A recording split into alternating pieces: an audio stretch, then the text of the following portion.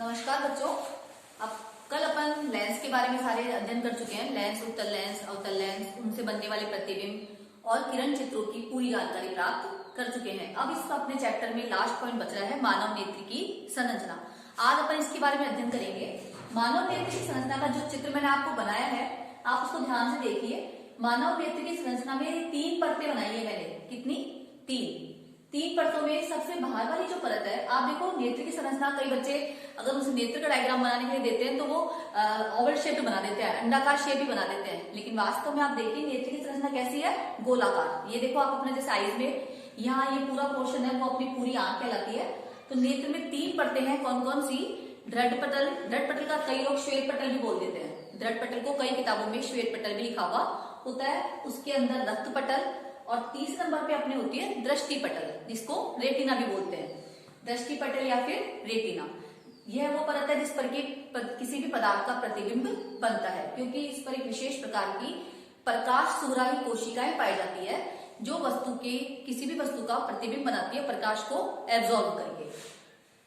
आप देख रहे हैं इसमें 3 परतें दिखाई दे रही है, दृढ़ पटल, रक्त पटल और दृष्टि पटल। देखो सबसे पहले अपन दृढ़ पटल के बारे में देखेंगे। दृढ़ पटल का क्या काम है? दृढ़ पटल का काम है मानव नेत्र की बाह्य आघातों से रक्षा करना। इसके अलावा चूंकि आपका नाम से स्पष्ट है कि ये दृढ़ पटल है और ये अधिकांश हमारा भाग बनाती है नेत्र का, और इसका मुख्य काम है नेत्र की जो शेप है, अपनी आंख की संरचना है, शेप है, उसको बनाए रखना और उसकी बाह्य आघातों से रक्षा करना। इसके अलावा ये हमारे सफेद रंग का भाग है, अपारदर्शी। फिर उसके अंदर अपना आता है दूसरी बार रक्त पटल को आप बाद में देखना, कॉर्निया। दृढ़ पटल के ही आप देखेंगे कि नेत्र दृढ़ पटल का कुछ भाग उभरा हुआ दिखाई देता है। दृढ़ पटल का कुछ भाग उभरा हुआ दिखाई देता है जिसको कॉर्निया कहते हैं। कॉर्निया जो है वो पारदर्शक झिल्ली है जिससे कि प्रकाश हमारी आंख में प्रवेश करता है। जब किसी को नेत्रदान किया जाता है तो उसमें हमारी नेत्र का कॉर्निया वाला भाग है वो ही नेत्रदान में दिया जाता है। कॉर्निया कैसी झिल्ली है? पारदर्शी झिल्ली है, पारदर्शी परत है जिससे कि हमारी आंख में, नेत्र में प्रकाश प्रवेश करता है, और प्रकाश प्रवेश करता है तभी हमको रेटिना पर प्रतिबिंब प्राप्त होता है। यानी किसी भी वस्तु को दिखने के लिए कॉर्निया का होना जरूरी है। कॉर्निया से आंख में प्रकाश प्रवेश करेगा। फिर आप देखेंगे 30 नंबर पे झिल्ली है आइरिस। क्या है? आइरिस। अब आइरिस क्या है कि कॉर्निया के जस्ट पीछे, कॉर्निया के जस्ट पीछे मांसपेशियों की बनी एक अपारदर्शी संरचना है। मांसपेशियों की बनी अपारदर्शी संरचना है आइरिस। आइरिस का जो ज्यादातर हमारे जो आंख में कलर होता है वो आइरिस की वजह से दिखाई देता है। जैसे सभी के जो आइरिस के अंदर तारा या पुतली होते हैं वो काले रंग का होता है। ज्यादातर सभी में इसका कलर आइरिस का काला होता है, किसी में भूरा, किसी में नीला। तो अपन कहते हैं किसी की भूरी आंख है या काली आंख है या नीली आंख है, वो सब किसका कलर है? आइरिस का कलर है। फिर 3rd नंबर पे आता है तारा या पुतली। तारा या पुतली आइरिस के अंदर एक संरचना है जो हमारे आइरिस में प्रवेश करने वाली, आंख में प्रवेश करने वाले प्रकाश की मात्रा को नियंत्रित करती है। यदि बाहर प्रकाश, तीव्र प्रकाश होता है तो इसका साइज कम हो जाता है, और अगर कम प्रकाश होता है तो ये अपने साइज को बढ़ा देती है। कौन? तारा या पुतली।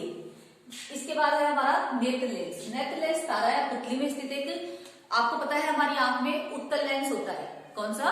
उत्तल लेंस। और आपको मालूम है उत्तल लेंस से यदि प्रतिबिंब प्राप्त होंगे तो आप जैसे पहले आप पढ़ चुके हो कि छोटे भी बनते हैं, बड़े भी बनते हैं, लेकिन हमारी आंख में जो प्रतिबिंब बनता है रेटिना पर वो फोकल पॉइंट पर ही बनता है। फोकल पॉइंट बनने का मतलब वो छोटा ही बनेगा और वास्तविक और उल्टा ही बनेगा। तो नेत्र लेंस हमारा उत्तल लेंस है, प्रतिबिंब रेटिना पर बनेगा। चूंकि हमारे आंख में नेत्र लेंस के लिए फोकस दूरी अलग अलग होती है तो उसको फोकस दूरी को अपन बाहर तो जब लेंस को आगे पीछे कर सकते हैं, वस्तु को आगे पीछे कर सकते हैं, लेकिन हमको बाहर दूर की वस्तु भी देखनी होती है और पास की भी, तो फोकल लेंथ को समायोजित करना पड़ता है। फोकल लेंथ को समायोजित करना पड़ता है कि प्रतिबिंब हमको रेटिना पर ही प्राप्त हो। जैसे कि आप देखते हो कैमरे में कैमरामैन होता है, वो थोड़ा अपने उसको घुमाता है, फिर देखता है कि आपकी जो फोटो है वो क्लियर आ रही है कि नहीं आ रही।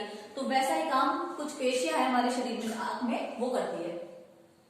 नेत्र लेंस के बाद है जलीय द्रव। ये नेत्र लेंस है, ये कॉर्निया है। इन दोनों के बीच में एक पानी पाया जाता है, पारदर्शी द्रव। उसका काम भी नेत्र की बाह्य आघातों से रक्षा करना, सफाई करना, पोषण प्रदान करना, ये सब काम है। तो वो हमारा कौन सा पानी है? नेत्रोद्रव है। इसके अलावा फिर अपना आता है रक्त पटल। कौन सा? रक्त पटल। आपने ब्लड पटल के बारे में पढ़ लिया। अब है रक्त पटल। रक्त पटल में चूंकि नाम से स्पष्ट है कि इसमें धमनियों, शिराओं में रक्त वाहिकाओं का जाल पाया जाएगा। तो रक्त वाहिकाओं के जाल पाने से ये क्या कहा जाता है कि इसमें जो प्रकाश प्रवेश करता है तो इसमें उपस्थित कोशिकाएं प्रकाश को अवशोषित कर लेती है ताकि वो परावर्तित ना हो सके। प्रकाश क्या नहीं हो सके, परावर्तित ना हो सके, लौट के ना जा सके, इसलिए रक्तपटल का जो भाग होता है वो प्रकाश की मात्रा को अवशोषित कर लेता है। 9वें नंबर पे अपना आता है रेटिना। रेटिना आपको पता है नेत्र संरचना की सबसे आंतरिक पटल है, दृष्टि पटल रेटिना। रेटिना में कुछ प्रकाश सुग्राही कोशिकाएं पाई जाती है। रेटिना ही वो भाग है जिसमें प्रतिबिंब प्राप्त होता है। रेटिना में प्रकाश सुग्राही कोशिका होती है जिसकी वजह से रेटिना में क्षमता है कि वो क्या प्राप्त कर सके, प्रतिबिंब बना सके, किसी वस्तु का क्या प्राप्त कर सके, प्रतिबिंब बना सके। इस प्रकार ये रेटिना पर हमको प्रतिबिंब प्राप्त होता है। इसके अलावा प्रकाश सुग्राही कोशिकाएं अगर जैसे कि आपने देखा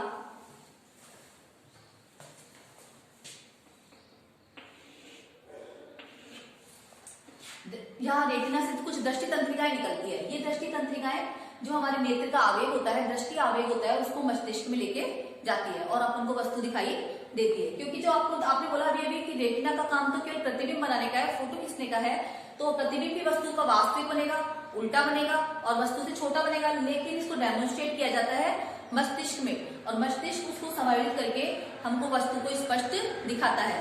लेकिन आप देखो कि रेटिना का ये बिंदु यहाँ पे, क्योंकि रेटिना नहीं है, यहाँ पे रेटिना प्रेजेंट नहीं है, इसलिए यहाँ प्रतिबिंब प्राप्त नहीं होता।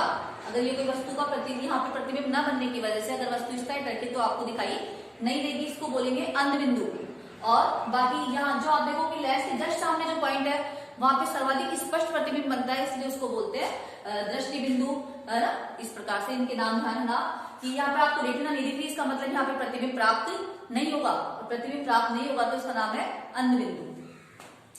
अगर काचा द्रव्य आप देखेंगे इस लेंस और कॉर्निया के बीच में जो पानी भरा था उसको आपने नाम दिया था नेत्रोद्रव। इसी प्रकार नेत्र लेंस और रेटिना के बीच में भी एक जलीय द्रव पाया जाता है जिसका नाम है काचाभ द्रव्य। पारदर्शी पानी होता है ये, जो इसका काम है नेत्र की बाह्याघातों से रक्षा करना, पोषण प्रदान करना, नेत्र की सफाई करना, ये सब काम काचाभ द्रव्य के होते हैं।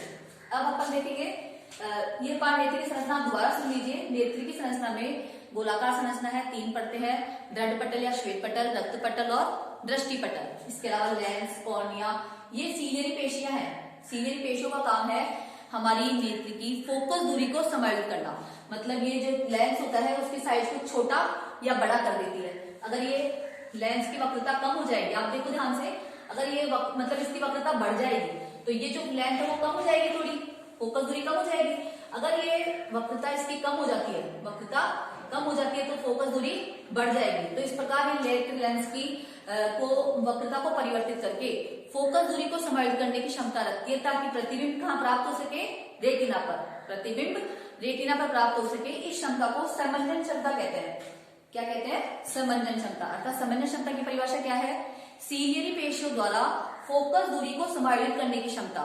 सीलियरी पेशियों द्वारा फोकल लेंथ को समायोजित करने की क्षमता जिससे कि प्रतिबिंब रेटिना पर प्राप्त हो सके, उसे समंजन क्षमता कहते हैं। इसी प्रकार नेत्र के 2 बिंदु है, निकट बिंदु और दूर बिंदु। स्पष्ट देखने की न्यूनतम सीमा, हमारे स्पष्ट देखने की न्यूनतम सीमा कहलाती है निकट बिंदु और स्पष्ट देखने की अधिकतम सीमा कहलाती है दूर बिंदु। स्पष्ट देखने की न्यूनतम सीमा का जो हमारी सीमा है 25 सेंटीमीटर है और स्पष्ट देखने की अधिकतम सीमा इन्फिनिटी, अनंत हो सकती है, कितनी भी हो सकती है। किसी को बहुत दूर का भी दिखता है, किसी को थोड़ा कम दिखता है। तो स्पष्ट देखने की न्यूनतम सीमा की एक सीमा लिमिट है 25 सेंटीमीटर, इसको निकटतम बिंदु बोलते हैं। और स्पष्ट देखने की अधिकतम सीमा जिसे अनंत बोलते हैं, इसको दूर बिंदु कहते हैं। ये आपको ध्यान रखना है। जैसे अगर आप पढ़ाई कर रहे हैं तो आपको अपना ध्यान रखना चाहिए कि हमारी जो बुक और हमारी आंख में डिफरेंस है वो कम से कम 25 सेंटीमीटर की दूरी उसमें होनी चाहिए। इससे ज्यादा पास से आप देखोगे तो आपकी आंखों में जोर पड़ेगा, सिर में दर्द होगा। इसलिए आपको अपनी किताब को कम से कम 25 सेंटीमीटर दूर रख के ही पढ़ना चाहिए। इस प्रकार आपको नेत्र की संरचना में मुझे लगता नहीं कोई परेशानी है। अगर और भी कोई परेशानी हो तो आप पूछ सकते हैं।